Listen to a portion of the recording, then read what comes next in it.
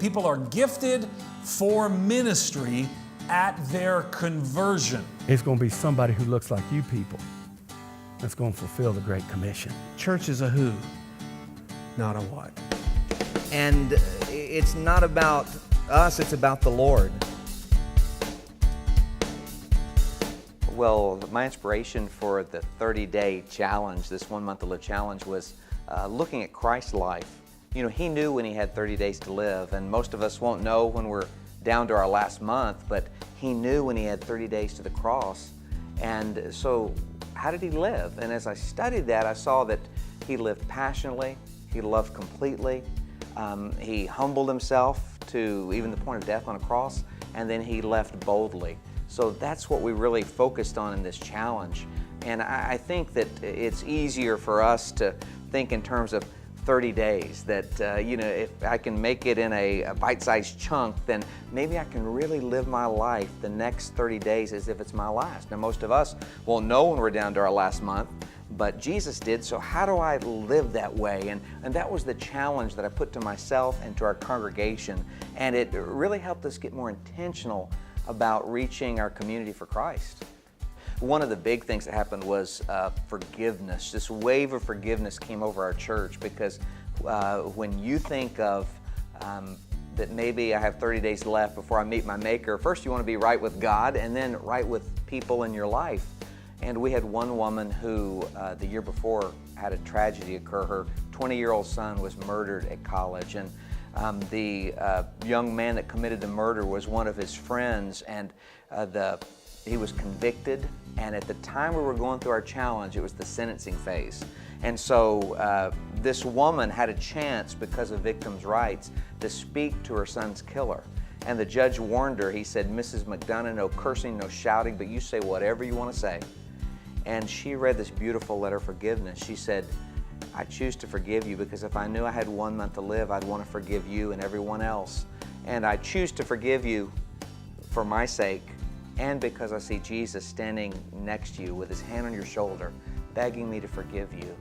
And if somehow you can become a saver of lives instead of a destroyer of lives, then maybe my son's death won't have been in vain." And I asked her, I said, "Terry Lynn, how did you have the courage to do that?" And she said, "I didn't know that I could, but I just stepped forward and God gave me the power." Well, it was so touching that the judge asked for the letter, and then also the young man began to weep. And later that month, he received Christ in prison and was baptized, and she was there. And she continues to stay in touch with him and send him discipleship materials. And I just think, you know, how can you do that? Only God can give you that type of forgiveness and that type of love. And we saw that sweep over our whole church. And as people began to get right with each other, it was something the community took notice of. We started asking the question, what would our church do if we knew the church had 1 month to live? You know, how would I pastor differently if we knew that in 30 days we were closing our doors? And we talked to the staff about that and the church about that, and we began to think in terms of taking more risks in faith, to step out in faith, to reach our community. We also began to do things more passionately. You know, everything became more urgent and intentional because we always had good intentions, but we weren't so intentional. And we really got intentional about mobilizing our people to go out in the community. And one of the things that became part of our church at that time is that every year we have a 30-day experience where we send people out in the community for 30 days to do acts of kindness, acts of love. Some things are huge, like building houses and, you know, repairing homes and, you know, mission work. Filling up food pantries in Houston, and then some are small, just like maybe going through a fast food restaurant and buying the person's meal behind you and then giving a little card that says an act of love can make a world of difference. And it just says the church's website, and that's it. And we've had so much response from that.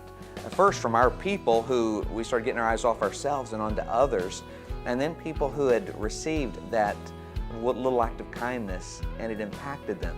And they came to the church and came to Christ, or it just encouraged them to keep doing what they're doing for the Lord. And the whole thing was just transformative of the church, in that it's all about getting our eyes off ourselves and getting into the community, because I believe if what you do on the weekends in your building doesn't affect what goes on outside the building, that it's really not worship.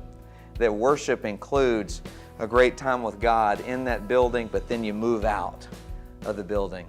And that's where real worship takes place, in ministering to the community.